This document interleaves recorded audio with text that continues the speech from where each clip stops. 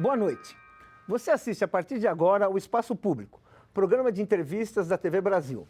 Nosso convidado de hoje é Gessé Souza, sociólogo e presidente do Instituto de Pesquisa Econômica Aplicada, o IPEA. Por ser um programa gravado, não haverá participação pelas redes sociais. Aqui em nossos estúdios, convidamos Mana Coelho, jornalista e socióloga. Contamos, como sempre, com a participação de Florestan Fernandes Júnior. Eu sou Paulo Moreira Leite. Boa noite, professor. Boa noite, Paulo. Professor, o senhor encerra esse seu livro, A Tolice da Inteligência Brasileira, que é um livro de ideias que está fazendo um certo barulho aí no país, né? Pelo seu espírito inovador, pela coragem de provocar polêmicas, tudo isso. O senhor encerra esse livro falando da crise política que o país está vivendo. O senhor lembra de 64, 54 e tudo isso. Bem, o livro é de 2015, nós já estamos em 2016. De lá para cá, muitas coisas mudaram. Nessa crise. O que mudou e por quê? Eu acho, antes de tudo, eu gostaria de dizer que eu não acho que o tema seja o combate à corrupção. Eu acho que essa é a grande mentira e a grande fraude. Né? A crise política que nós estamos vivenciando agora, ela tem a ver, é uma crise sobre dinheiro. Né? Sobre dinheiro. Eu acho que tem uma... nós somos dominados por uma ínfima elite do dinheiro, ou seja, então não existe as elites, existe a elite, tem uma elite que é mais importante do que as outras, porque é uma elite que compra as outras elites, né? E essa elite que compra as outras elites é a elite do dinheiro, né? É esse pessoal que está... Que é 1%, você fala que é 1%? É muito menos de 1%, né? O que eu tenho ouvido, estudos assim que eu vejo, quer dizer, que inclusive nós estamos fazendo, etc., são alguns poucos milhares de famílias. Né? Mas esse pessoal tem o poder no Brasil, ele compra grande parte do legislativo, ou seja, então ele compra grande parte da própria política e tal, compra a mídia, que é extremamente importante. Então são os dois braços aí desse poder. Quer dizer, já tem o poder econômico, então tem uma parte do poder político e compra o poder da informação, ou seja, então esse pessoal tem o país inteiro nas mãos e tal, né? E é uma elite, como a gente estava conversando antes, ou seja, o Brasil não vem de Portugal, né? Isso quer dizer, um raciocínio louco, não tem nenhuma base científica disso, porque nós somos filhos de instituições, né? Por exemplo, a gente nasce na família, tem os castigos e prêmios, ou seja, a instituição da família monta a pessoa, depois a escola monta com a mesma forma. Então, são instituições que criam as pessoas, e a instituição que cria o Brasil é a escravidão, né? E essa elite que nós temos hoje é uma elite que simbolicamente reflete esse passado, ou seja, é uma elite que pensa em curto prazo, né? No lucro selvagem, na rapina econômica selvagem de curto prazo. Né? E o que isso tem a ver com a crise de hoje? Porque não tem um projeto de médio e de longo prazo para o país, né?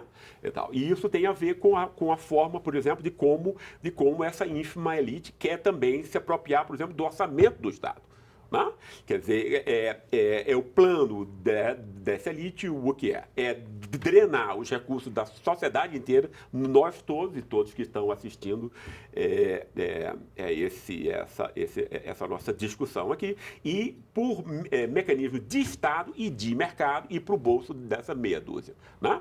É o que está acontecendo agora e que é uma novidade entre nós, é que existe uma tropa de choque para dar uma aparência de apoio popular, que é a extrema-direita da classe média entre nós. Né? Quem comparece a esses atos, por exemplo, na Avenida Paulista, etc., isso não é o povo, obviamente, são pessoas que ganham mais de 20 salários mínimos, etc. Né? Isso também não é a classe média como um todo. Né? Quer dizer, os últimos acontecimentos, inclusive, mostraram isso. Né? Quer dizer, a classe média é uma classe muito heterogênea, né? Quer dizer, ela tem desde a sua extrema-direita, que obviamente é muito numerosa entre nós, né? Quer dizer, e a gente tem que botar na cabeça que são, quer dizer, e muitas vezes as pessoas dizem, a classe média tem mais estudos, etc., conhece mais o mundo do que os pobres. Eu acho que é exatamente o contrário, né? Essa classe média lê pouco, reflete pouco e recebe, a não ser pela dose diária de veneno midiático. Né? Então, assim, são pessoas que são manipuladas e tal, né? Quer dizer, quer dizer, e a extrema-direita por quê? Ela é extrema-direita do ponto de vista político, ou seja, porque ela detesta a política, ou seja, então é a imagem de um salvador, etc., como se isso existisse, né? Então, antes era o general, agora são os juízes justiceiros, né? E tal, ou seja, não sabe lidar com o conflito, não sabe lidar com a diferença, não sabe ligar com a pluralidade, então por conta disso ela é de extrema direita e ela é fascista, por um outro lado, porque ela tem ódio dos pobres, né? Existe um racismo de classe, né? Pouquíssimo discutido, pouquíssimo debatido entre nós, que eu acho, é o núcleo do que está acontecendo agora. Bem, antes de prosseguir a entrevista, vamos conhecer um pouco mais sobre o professor Jesse Souza.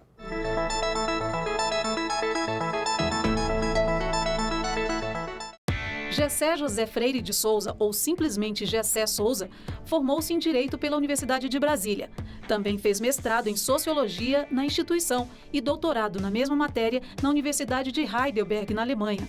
Professor titular de Ciência Política da Universidade Federal Fluminense, em abril de 2015, Gessé Souza foi nomeado pela presidenta Dilma Rousseff para a presidência do IPEA, o Instituto de Pesquisa Econômica Aplicada. Autor e organizador de 23 livros, Gessé Souza é um intelectual destacado pela disposição de confrontar ideias convencionais com pesquisas originais e pontos de vista fora do padrão estabelecido.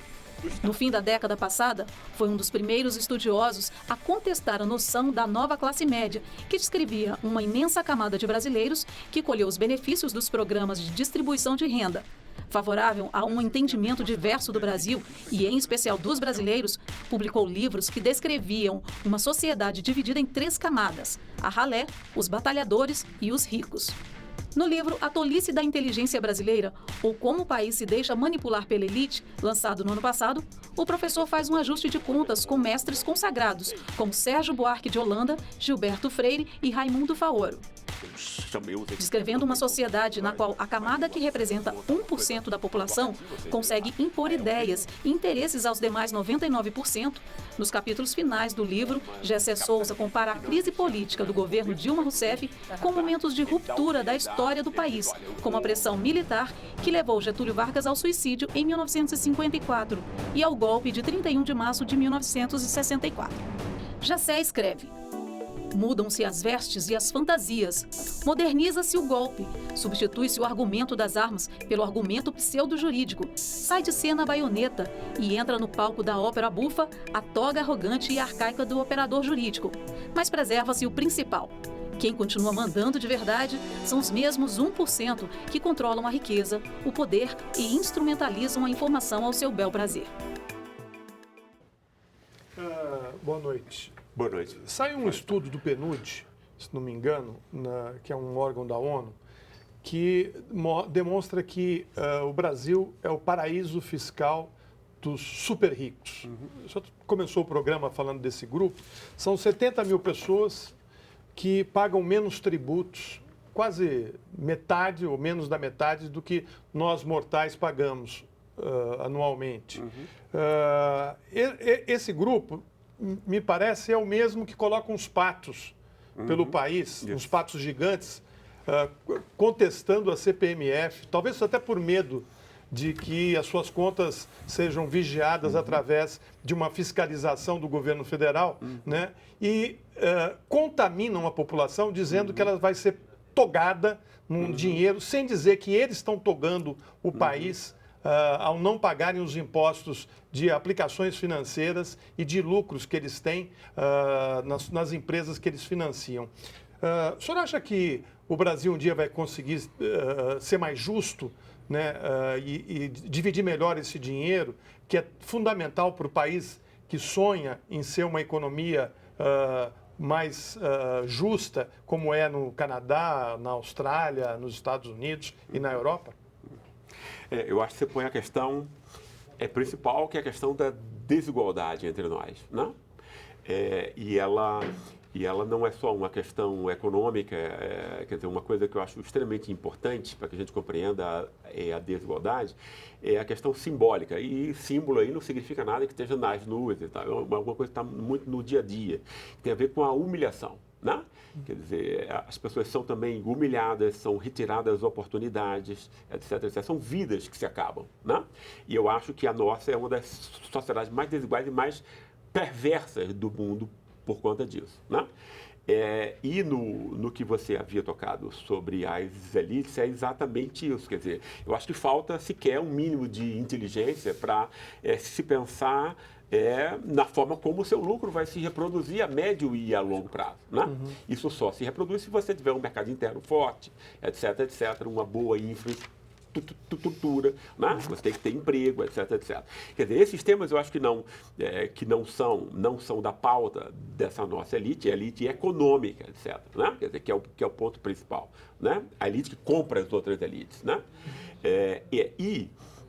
E o ponto que você toca eu acho muito importante, porque essa elite ela tem que convencer os outros, ou seja, o poder, né? Quer dizer, quem faz esse tipo de poder, esse tipo de assalto, no fundo, porque isso é um assalto, né? Seja por mecanismo de Estado, ou seja, então você não paga imposto, esse imposto vai para quem? Quem paga imposto entre nós? A classe média e os pobres. Né?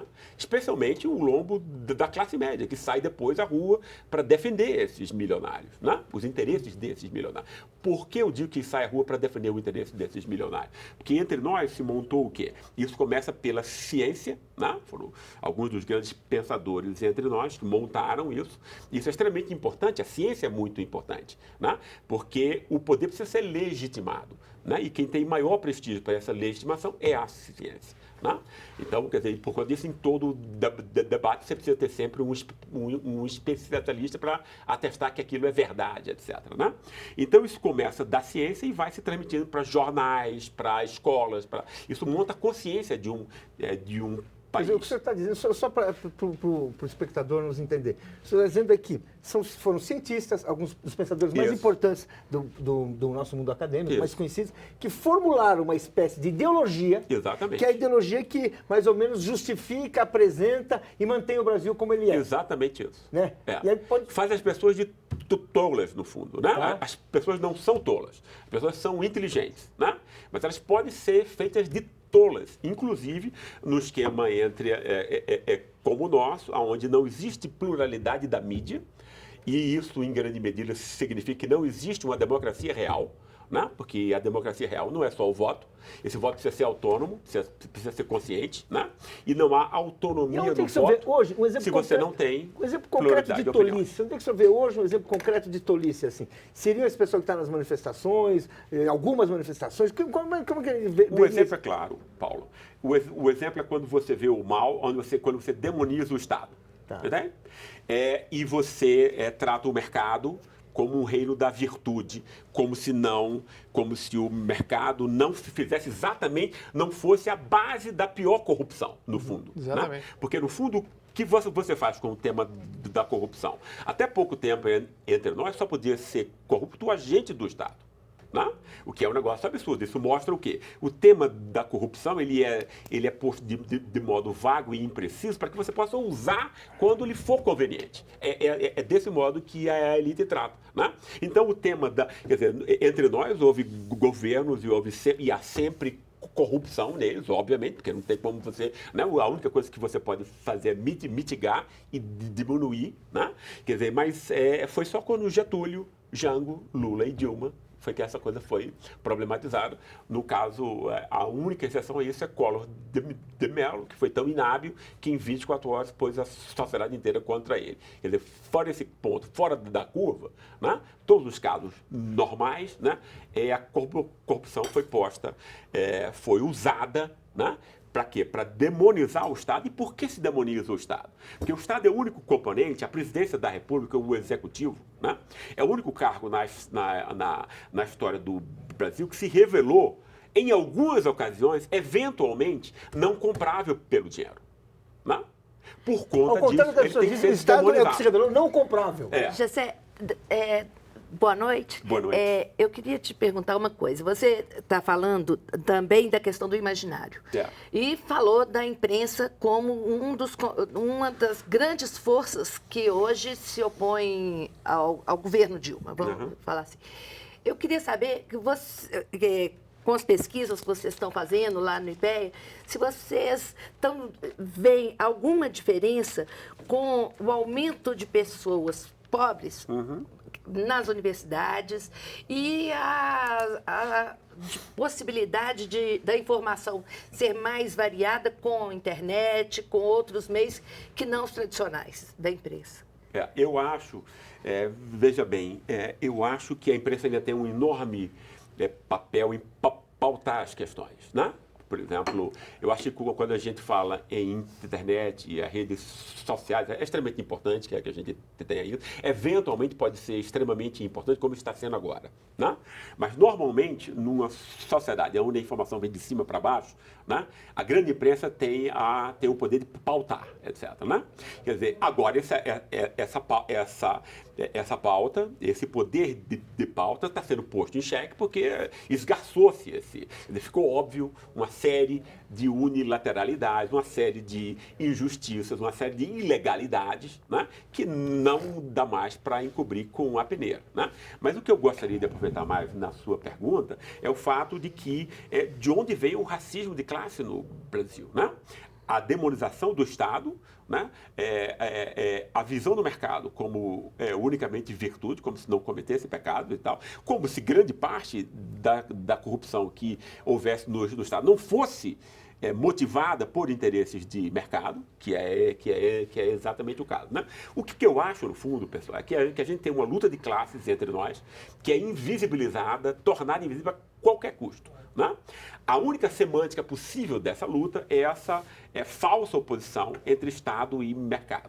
Por que isso? Né? Porque os pobres, como às vezes, poucas vezes, mas às vezes acontece, como os pobres podem ter as classes populares, no fundo, os 70% entre nós que não são privilegiados, né? Pode exercer o poder de voto e por alguém que tem algum interesse com as classes populares, né? E a gente nunca teve nada muito revolucionário, mas tivemos algumas reformas importantes, por exemplo, Getúlio, Lula, etc. Né? O Estado tem que ser demonizado e demonizável. Né? Porque nesses casos, ele então vai ser acusado de alguma forma de corrupção seletiva, porque obviamente que ela é seletiva. Se fosse o combate da corrupção, a gente não estaria fulanizando pessoas, nem partidos, a gente estaria montando o quê? Racionalmente, uma nova estrutura que tem que repensar o Estado e que tem que repensar as relações do Estado com a economia. É aí que entra a corrupção. A grande ameaça a uma sociedade democrática é ela ser comprada pelo dinheiro. Esse é o ponto. Nenhum outro.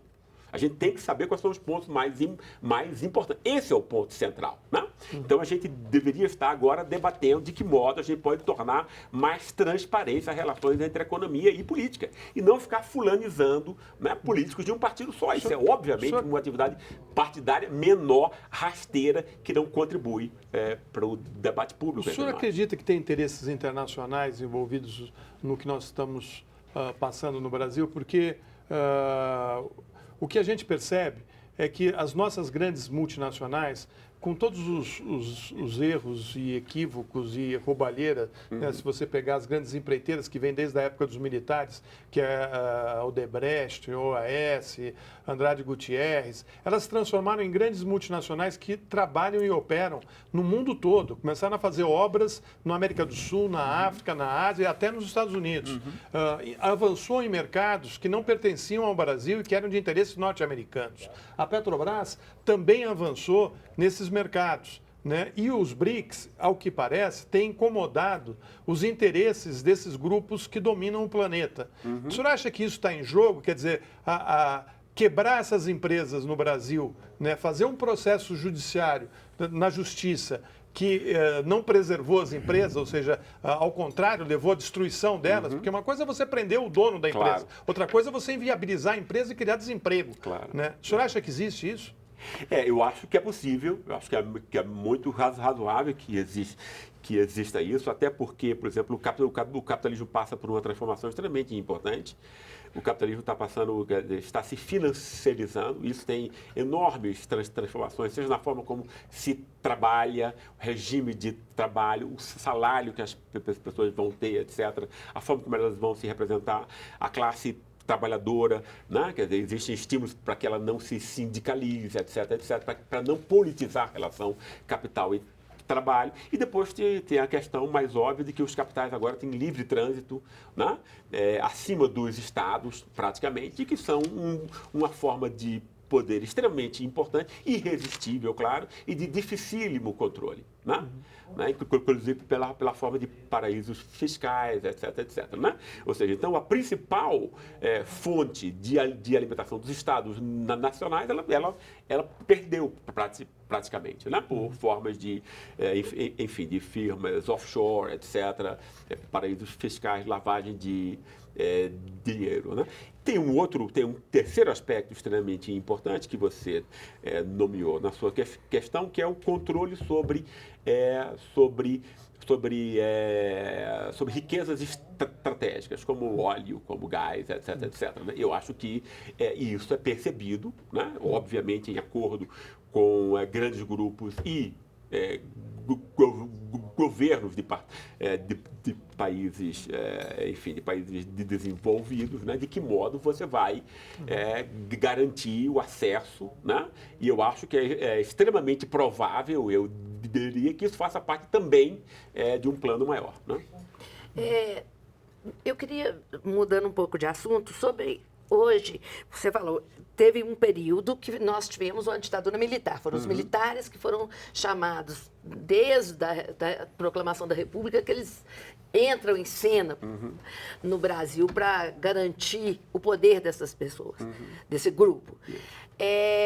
Agora, não são mais os militares, né? Então, nós estamos vendo que são as pessoas do aparelho de Estado, da Justiça, que estão... que tomaram esse papel, assumiram esse papel. Eu queria saber um pouco o que você pensa sobre como esse pessoal é recrutado e quem são essas pessoas, porque eu estou pensando agora na questão da má formação dessas pessoas. Quando a gente vê aquele do Ministério Público de São Paulo falar que falar do Lula e misturar Marx com Hegel. Então, assim, o juiz Moro falando que Nixon, que foram divulgadas as conversas de Nixon, que não foi verdade, logo durante a crise. Então, assim, essas pessoas, a formação dessas pessoas, eu queria que falasse um pouquinho sobre isso. Tá. Quem são essas pessoas? O que eu acho extremamente importante, Mana, antes, porque, por exemplo, senão a gente não compreende o assunto, por exemplo, essa estrutura de classes entre nós, que existe um abismo, no fundo, entre a classe média real, né, e o povo brasileiro, 70% de pessoas que não têm privilégio de nascimento, esse é o ponto, né? As reformas que foram feitas, né? Claro que tinha o contexto internacional, mas sem a vontade política elas não teriam acontecido nos últimos 12 ou 13 anos, né? Causaram um mal-estar a essa classe média, aos seus setores mais importantes, extrema, né? Ou seja, a gente tem a luta de classes no Brasil tem a ver com isso, né? Apesar da classe média ser feita de tola pelos ricos, né? Porque só interessa aos ricos o desmonte do Estado, porque ela pode vender para a população a preços monopolísticos e oligopolísticos os serviços que o Estado faz. Mas só interessa a esses milionários. A classe média não. A classe média precisa mandar o filho dela para a universidade. Entende? E é pública, a boa, né? Ele vai precisar do SUS quando o plano de saúde não paga. Porque o plano de saúde tem lobby, etc., né? E tal, né? Ou seja, então ele é economicamente explorado pelos ricos, né? E sai às ruas para defender um interesse que só pode ser dos ricos, dele não é. E aí a grande questão, para que a gente compreenda, é por que essas pessoas vão às ruas, né? E aí o ponto, elas vão às ruas porque a questão do impeachment, da corrupção, etc., deu a essas pessoas que já estavam incomodadas há 15 anos de encontrar pela primeira vez agora pobres viajando e não sei o que e tal, não é isso? Quer dizer, isso gera medos, que são medos irracionais, mas gera medos. É medo da própria proximidade, mas medo também de que você possa terminar perdendo emprego, de ter uma competição vinda de baixo, etc. São esses interesses egoístas, absurdos, né? Que foram agora o quê? Transformados, né, numa linguagem pseudo-racional, né? Quando você diz, eles não estão agora. Quer dizer, não é o ódio aos pobres que sempre existiu entre nós, né? Sempre houve políticas públicas informais de matança indiscriminada de pobres entre nós. A polícia sempre fez essa coisa. Isso não é culpa da polícia, né? Isso é a classe média, que é a classe principal entre nós. Por que a classe média é a classe principal? Que ela exerce o poder, ela que suja as mãos, né? Ela que é o juiz que vai assinar sentença, é ela o jornalista que vai assinar coisa, é ela o professor que vai dar aulas. Então ela exerce a dominação, né? E essa classe é extremamente importante por conta disso, né? A essa classe foi dada o que agora? Uma motivação pseudo-racional, né? Para ela jogar todos os seus ódios afora. Né? Que antes ela não podia. Racional? Qual que seria essa motivação racional? Combater a motivação racional, combater a corrupção. Exato, o combate à corrupção. Como se a corrupção fosse a culpada. Claro, é por conta disso que a gente tem que, para explicar o que está acontecendo agora, a gente tem que entender todos os encadeamentos. A gente precisa saber que a ciência brasileira, né, montou, né, um esquema falso. Né? A ciência social brasileira. A ciência social brasileira vamos falar bem dominante. Claro, a pessoa não está sabendo direito. É ciência, né? Ciência social brasileira. Ou seja, os grandes pensadores entre nós. Né? Então, montou o quê? Um esquema onde um esquema liberal, né? Ou seja, de ataque ao Estado. O Estado é posto desde o começo como sendo algo que é patrimonial, existiria uma elite dentro do Estado que iria vampirizar a sociedade. Por que você diz isso? Porque se você diz que é elite e a maldade está dentro do Estado, você torna invisível a real elite, a do dinheiro que está fora do Estado. É por conta disso, né?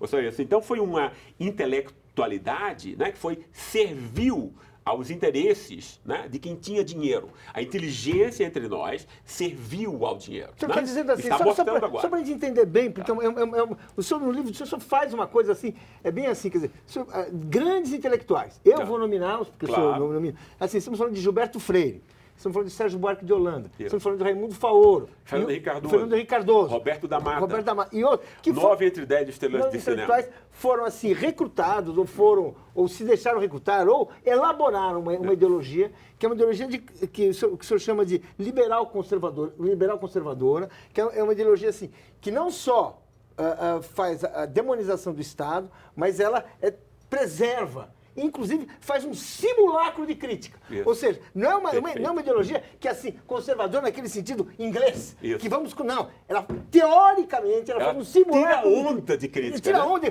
tira o charme de fazer a crítica. Isso. E tanto que ela consegue ser muitas vezes vista como uma ciência social de esquerda. Perfeito. Que é uma coisa espantosa. Mas é o que a gente tem no Brasil. A ciência social conservadora, ela é vista, tida como ciência de esquerda. Então, você explica um pouco mais, porque é um mundo complexo. Claro, é um mundo muito complexo. Eu próprio tive muito trabalho para perceber para destrinchar essa história. Exatamente. Porque, inclusive, se nós vamos pegar o exemplo do Sérgio Buarque. Sérgio Buarque, se você pegar o programa do partido PSDB, né, ele é todo vindo do Raízes do Brasil, né? Ou seja, a coisa de combater o coronelismo, a corrupção estatal, racionalidade do Estado, isso está tudo lá, né? Ao mesmo tempo, né, eu estava, há alguns meses atrás e tal, dando uma palestra na Fundação Perseu Abramo, do Partido dos Trabalhadores, criticando o Sérgio Buarque, e o nome da sala é Sérgio Buarque. Entendeu? Ou seja, a esquerda entre nós, ela foi engolida por essa narrativa, que é uma narrativa de direita e tal. Eu conheci várias pessoas, né, quer dizer, no governo, etc., para um negócio assim, que achavam que a Lava Jato era apartidária. Né? Entende? né? Quer dizer, que era realmente alguma coisa um serviço necessário, um serviço necessário um e tal. Entende isso? A gente tá, porque isso foi que fez com que a esquerda ficasse durante muito tempo apanhando só. Né? E não montasse uma contraofensiva, que é óbvio esse negócio. Isso o que está acontecendo é uma farsa, é um circo. Né? É uma palhaçada, no fundo. Mas não será que essa farsa está ficando muito evidente nos últimos tempos? Agora está ficando, então... né? Agora está ficando. Agora, de qualquer maneira, professor, a pessoa que está em casa também fica pensando assim, gente, mas teve um desvio de dinheiro na Petrobras e não foi pouco. Uma estrutura de corrupção antiga. Claro. Né? O que a gente vai dizer para essas pessoas que falam assim, não, peraí, você está querendo dizer que não teve roubalheira na Petrobras, que nós vamos proteger esses caras? Como é que se explica isso para as pessoas? Vamos só assim, nós já estamos estourando o nosso tempo, vamos fazer um rápido intervalo, só dar uma respostinha rápida, a gente vai continuar na segunda parte aqui.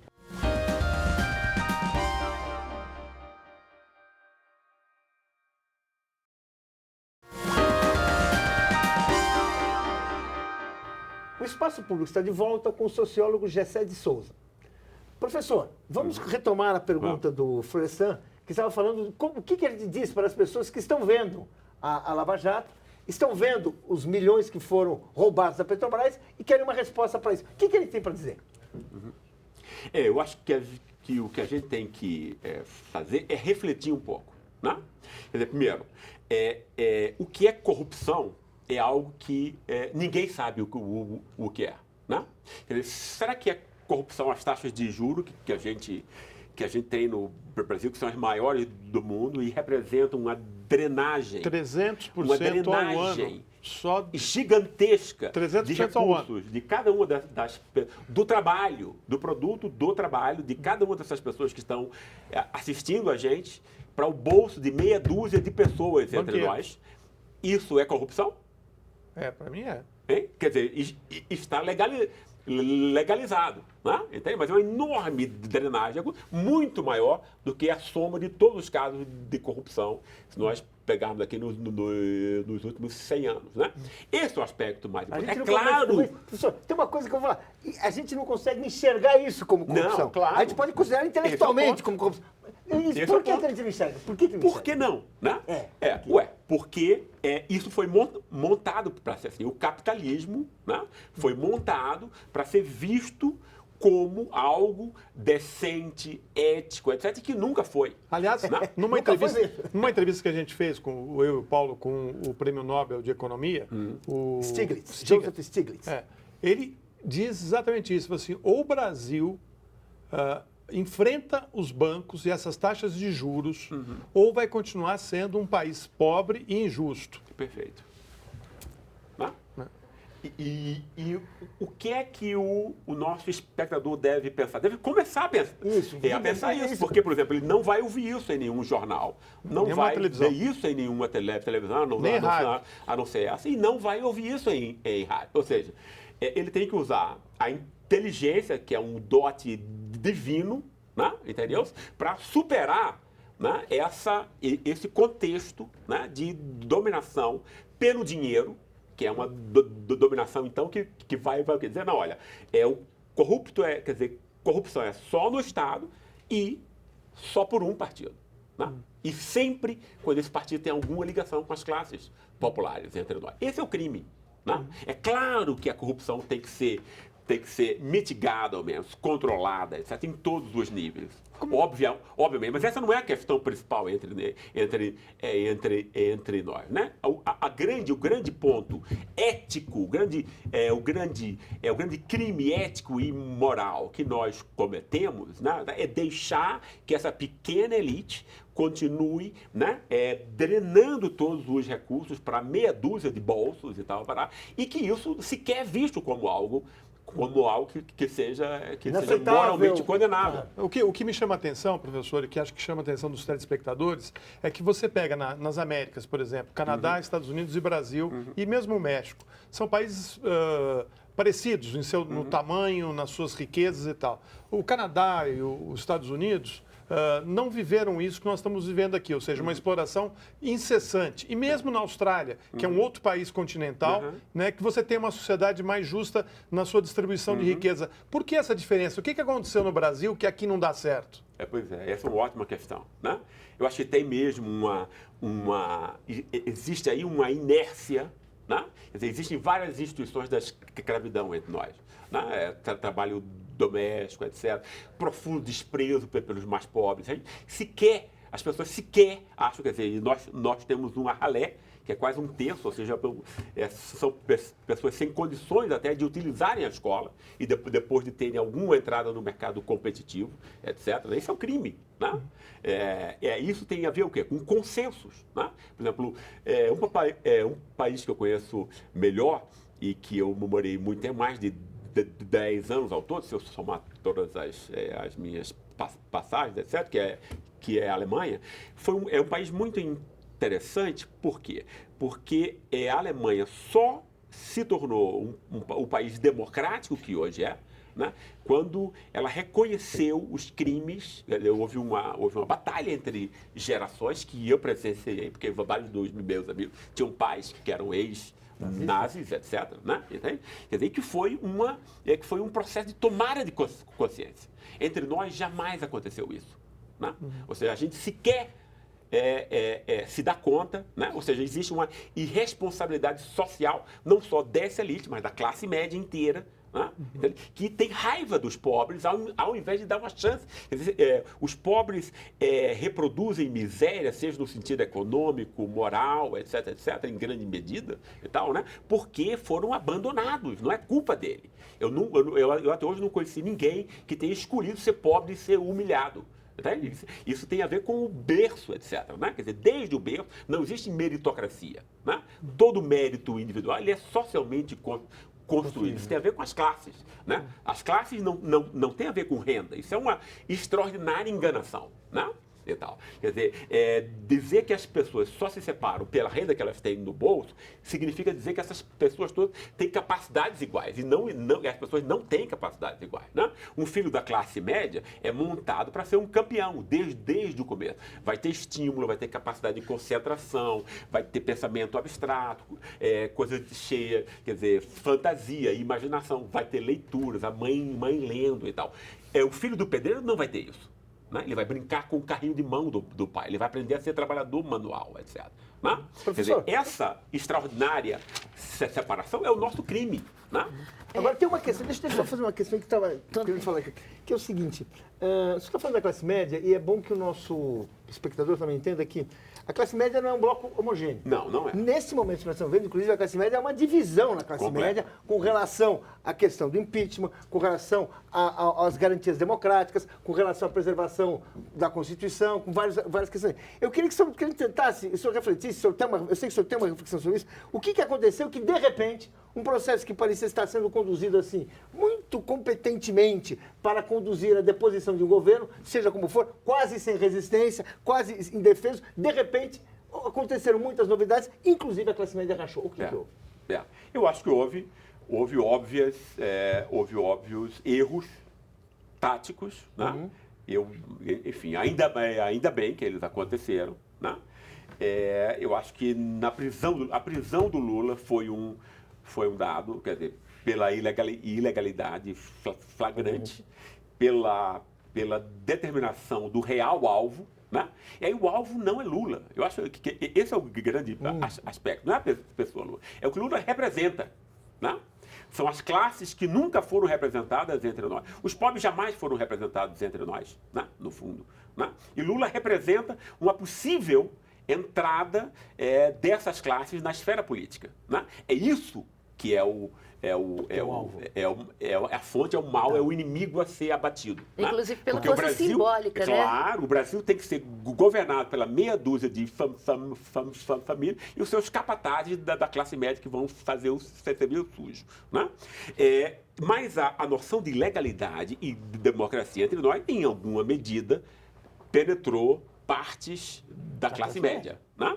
Quer dizer, obviamente, quer dizer, a gente está até montando, enfim, como lendo entrevistas de pessoas que nós fizemos e tal, para outros fins, etc., mas tem aí a dimensão política também, que é fácil de você retirar disso, eu diria que a classe média, no sentido abstrato, tem 4 grandes milheiros, quatro grandes frações. A classe média tem uma fração que é crítica, o pessoal que lê e é crítico, etc. É minoritário, mas existe, né? Isso no lado mais à esquerda, né? Num lado entre esquerda e centro, a gente tem o que a gente poderia chamar de classe média de Oslo, né? O eleitor da Marina, digamos assim, né? Entende? É o cara que tem capital cultural, etc. Mas, enfim, não a pesca da baleia, né? A pesca da baleia tem muito mais importância do que a miséria que está rolando aqui perto dele e tal, né? Entende? Ele pensa como um norueguês, né? Ele tem uma agenda norueguesa e tal, né? Na centro-direita, nós que é o grande... É o racha das últimas semanas, né? A gente tem o quê? Tem uma classe média de extrema direita que ninguém vai convencer, né? É o pessoal do ódio, etc. Esse pessoal é inconvencível. Por quê? Porque ele é inconvencível, né? Porque o que ele está falando agora contra a corrupção, contra o PT, não sei o que vai parar, no fundo, o que é? É uma racionalização, no sentido psicanalítico, né? De um ódio de classe que ele sente. Ou seja, então é tudo que ele queria arrumar para a vida. Entende? Então não é, né, a pessoa que tem raiva do contato e o medo da competição dos pobres, agora não precisa mais ter vergonha disso.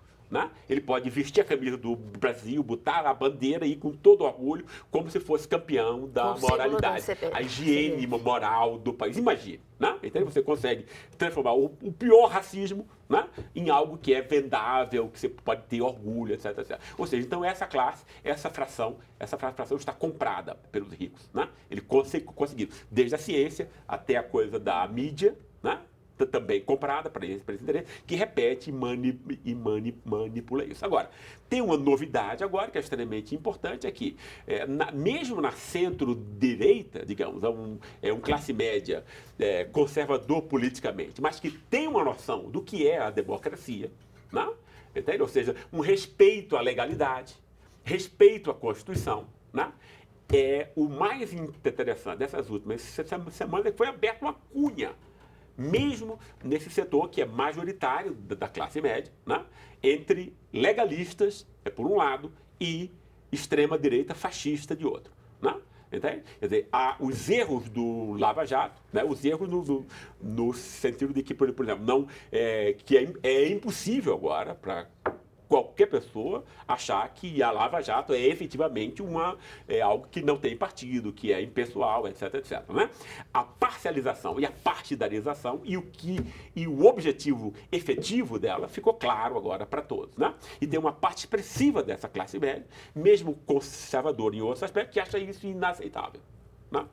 Eu queria saber se você acha que foi um erro político na questão do imaginário se chamar nova classe média esses setores mais pobres que conseguiram ter uma melhoria de vida nos últimos anos, no governo do PT. Acho. Eu acho que foi um tiro no pé. Foi um grande tiro no pé, isso, né? Por que isso? Porque a forma...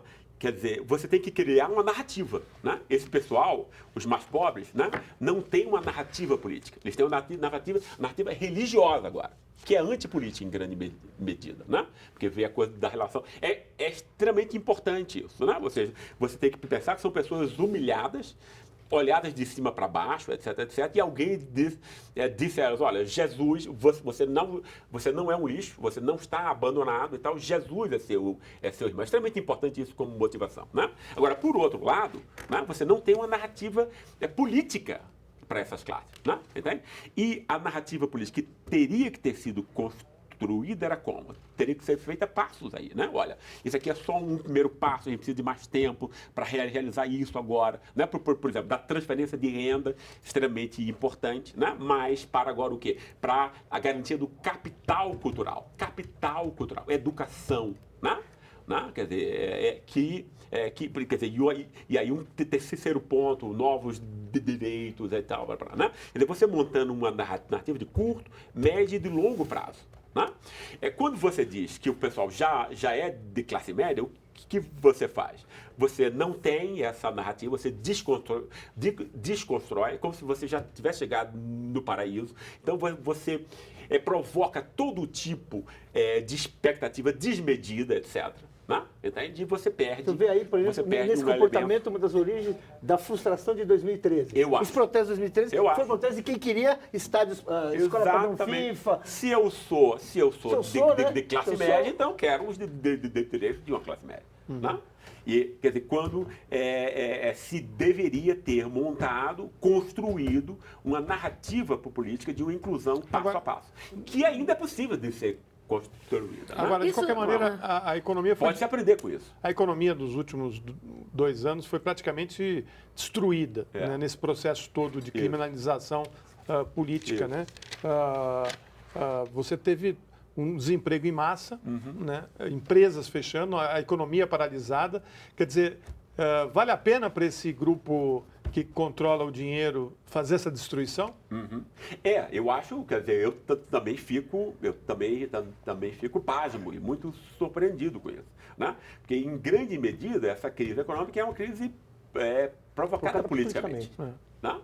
Entende? Quer dizer, se mesmo com a China crescendo menos, o boom das commodities menor, etc., era para a gente ter um PIB aí com zero, menos, mas em alguma medida positiva. O PIB negativo é a política.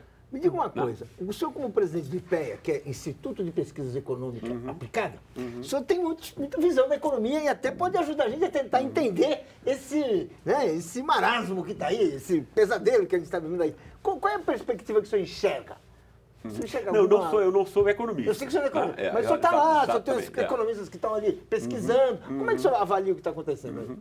Eu acho que, enfim, a gente está numa posição, e aí eu acho que isso se casa com o que o Florestan havia dito antes, né? em que você precisa construir, porque por exemplo, a confiança é uma categoria econômica, né? Quer dizer, ela que vai estimular o crescimento, é verdade. O investimento, né? Mas ela é politicamente produzida. Né? Então, não existe uma separação de esferas aí. Né? Existe, no fundo, um congraçamento de esferas. Né? E é necessário, antes de tudo, né, que haja um consenso político mínimo.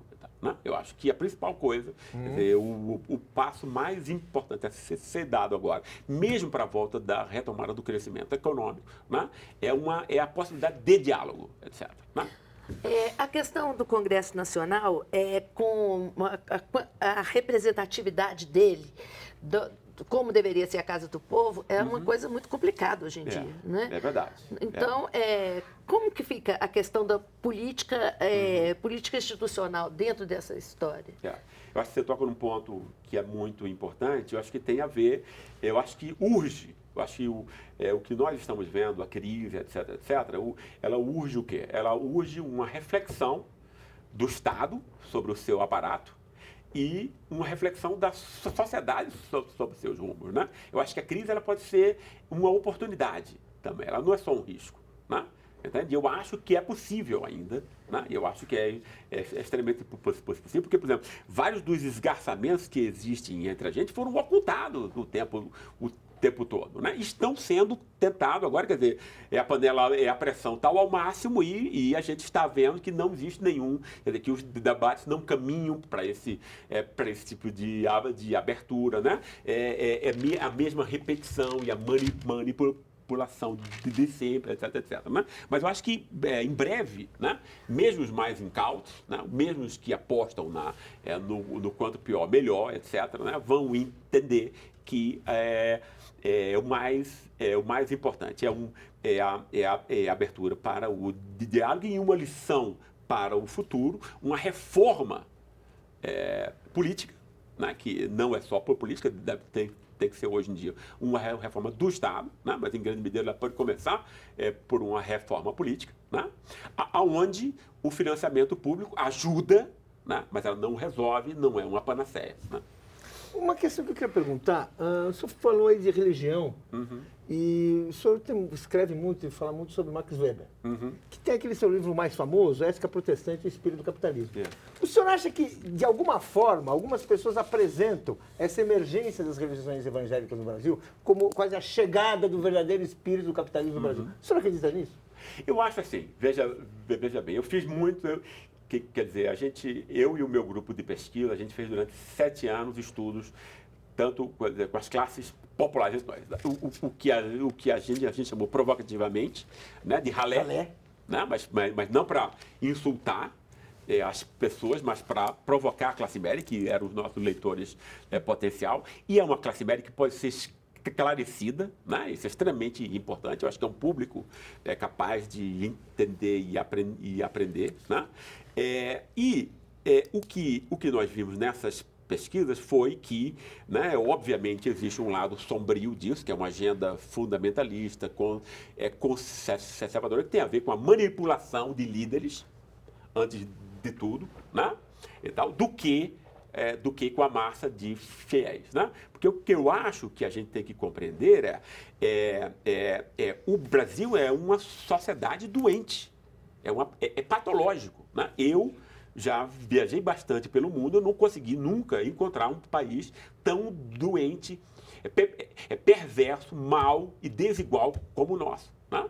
Ou seja, historicamente, o que a gente fez foi condenar pessoas sem a menor... Isso desde muito tempo. Desde a libertação dos escravos, e nada mais atual hoje em dia do que Joaquim Nabuco e a sua segunda libertação dos escravos, etc. Né? É a questão do abandono dessa classe. Né? Como essa classe foi abandonada pela sociedade, pelo Estado, né? Não só abandonada, mas desprezada, humilhada e agredida diariamente. Né? Porque é isso que a gente tem que... É muito difícil para alguém da classe média se pôr na pele de alguém das classes excluídas. Né? Mas a sensação de humilhação é extremamente importante. Que tem muito a ver. O senhor fala Deixa muito... eu só continuar isso aqui, rapidamente. E o que é que essas religiões fazem? Elas dão autoestima a essas pessoas. Né? É o que elas menos têm. Né? Na classe média, a quantidade de amor, etc., é para você criar campeões para a competição da vida. Então você cai e você se levanta 20 vezes. Mas o pobre não. Se ele cai, ele fica lá no álcool, vai depois para o crack, etc. Então essas igrejas têm a parte boa dela, que elas ajudam o quê? Elas dão motivação e confiança para, mesmo com todas as dificuldades, você seguir à frente. Eu queria perguntar para o senhor aqui, que, falando do Gilberto Freire, o senhor fala que o Gilberto Freire ajudou os brasileiros a gostar do Brasil. Porque ele começou a descrever um Brasil que não era aquele horror. Um Brasil e que, inclusive, na utopia dele, era um país mestiço, onde, portanto, o racismo não era aquilo que as pessoas diziam, onde a escravidão não era mais uma chaga. Né? Ele inventou um Brasil que convenceu os brasileiros. Agora, o que o senhor está dizendo, isso é uma construção ideológica. Mas muitos brasileiros até hoje... Porque eu estou falando, não conheço país mais perverso do que o Brasil, não conheço país mais desigual que o Brasil, muitas pessoas estão tudo no Brasil. Até é chocante, porque os brasileiros ainda vivem um pouco essa utopia de Gilberto Freire, essa utopia... É isso, que né? foi encampada pelo Estado. Foi encampada pelo Estado, né? não. Exatamente. Não, que eu não vejo, eu tenho uma relação ambígua com esse mito. Né? Porque, no fundo, o que Gilberto Freire fez foi... Quer dizer, se Getúlio Vargas foi o pai material do Brasil moderno, Estado, mercado, etc., né? Quer dizer, indústria de bem de capital, etc., Gilberto Freire foi o pai espiritual do Brasil moderno. Né? Quer dizer, uma nação moderna precisa de um mito, né? Em alguma medida. Ou seja, precisa de um projeto. Quer dizer, precisa de uma ideia que seja o quê? Que seja forma cimentadora de solidariedade. Sem isso, você não tem grandes projetos nacionais. Né? Então, eu não acho que seja... o que foi que Sérgio Buarque fez? Né? Ou seja, que tira ainda caminho crítico, etc. Né? Entende? Ele pegou todas as ideias do mito de Gilberto Freire. Um mito não precisa ser verdadeiro. Ele pegou todas as ideias, né, loucas e tal, de que o Brasil vem de Portugal, é pré-moderno, é emotivo, é não sei o quê, é sexualizado e tal. Isso tudo porque ele precisava criar um contraponto em relação aos Estados Unidos e aos países europeus. Né? Ou seja, esses países, assim como as classes altas, são os países do espírito. né? Da moralidade, do cérebro, da produção. Isso é superioridade. O que foi que Freire fez? Né? Mesmo sem ter essa dimensão na cabeça, ele percebeu isso, ele disse, puxa, se eu sou o corpo, ou seja, as classes baixas, as nações subdesenvolvidas, a mulher, o negro, etc. Esse é o mito que vinha. Esse é o mito que vinha. Como é que eu posso trabalhar isso aqui de algum modo para ficar pelo menos ambíguo? Né? Aí ele fez o mestiço é bonito. Né? O mestiço que era a chaga, vira o quê? Vira um encontro cultural. Aí ele liga raça e cultura. Isso é uma besteira. Mas né? funcionou. Né? Mas funcionou. Pro mito não significa se é verdade ou não. O que importa é que as pessoas acreditem nele. Né? Agora, se você pega, como o Sérgio Buarque fez em São Paulo, né? Dizendo a ciência brasileira, a ciência não pode advir do mito. A ciência tem que criticar todos os mitos. O erro principal a partir daí. Né? Mas Sérgio Buarque pega tudo o que Freire diz, no fundo ele é um filho bastardo de Freire, que não reconhece o pai, monta o homem cordial, que era o homem plástico em Freire, né? E aí cria esse homem cordial como só negativo, né? E aí cria um país idealizado que não existe em lugar nenhum, que é os Estados Unidos. Desculpa, professor. Perfeito. Temos que ouvir uma pergunta do historiador e cientista político Luiz Felipe de Alencar, que colocou uma questão para o senhor. O senhor, como presidente do IPEA, uma instituição que foi fundada em 1964, no começo da ditadura, e que fez 50 anos há pouco tempo, como é o começo da ditadura, como que o senhor vê o futuro da instituição nos próximos anos, no contexto da democracia brasileira? Bem, antes de tudo, eu gostaria de dizer que eu fico muito contente em responder uma questão do professor Alencar, talvez um dos nossos maiores intelectuais e um dos nossos maiores historiadores. Eu vejo o IPEA, e eu confesso que eu tenho, enfim, eu estou muito contente no lugar onde eu estou. Eu tenho encontrado técnicos de grande capacidade, grande acumulação de conhecimento. O IPEA é um tipo de instituição que existe em pouquíssimos países, inclusive em países desenvolvidos, né? Quer dizer, você tem uma produção de dados estatísticos, mas o trabalho, a análise desses dados, né? Que no fundo é o que mais caracteriza o IPEA e que isso é extremamente importante. Então, eu acho que o IPEA tem um papel importante em quê? Antes de tudo, numa pauta estratégica de prospecção estratégica, né? O Estado normalmente ele está sobre uma pressão do curto prazo muito grande, né? Então ele praticamente só reage, né? Mas ele necessariamente reflete pouco sobre si mesmo, né? Numa reflexão que possa ser criativa para construir novos caminhos para o futuro, né? Eu acho que o IPEA é exatamente uma dessas instituições. Ela tem mais de 50 anos, tem grande acúmulo de conhecimento, de experiência, de prática, etc., acumulada, né? É um reservatório de inteligência prática aplicada, etc., né? E que eu acho que pode desempenhar um papel importante exatamente no instante de crise, onde a gente está preso no agora, no aqui e no agora, né? Mas em que a visada para o futuro é absolutamente vital, né? O senhor tem alguma novidade assim que o IPEA vai apontar, vai apresentar? Estão fazendo uma pesquisa grande, né? Não, nós estamos fazendo algumas pesquisas, né, que são muito importantes, né? Tem algumas que eu poderia falar, mas tem algumas que a gente está fazendo na presidência do IPEA, que foi um estímulo, por exemplo, do ministro Mangabeira, que é um estudo exatamente sobre o capital cultural, né? Quer dizer, nos foi encomendada no contexto do Pátria Educadora, né? E que eu obviamente me dediquei apaixonadamente ao tema, porque eu acho que a gente precisa conhecer exatamente isso, né? Por exemplo, a gente tem um economicismo na análise do mundo, a gente sempre imagina que as trocas são só dinheiro, mas a educação é o que dá a permanência, e nós estamos desenvolvendo um mapa de como essa educação está se pondo para os mais pobres entre nós. Nós agradecemos nosso convidado de hoje, o presidente do IPEA, Gessé Souza.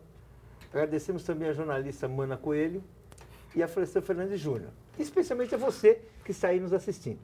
Para saber mais sobre o espaço público, entre nos sites da TV Brasil. E na semana que vem, temos um novo encontro marcado na terça-feira com mais um Espaço Público às 11 da noite. Até lá.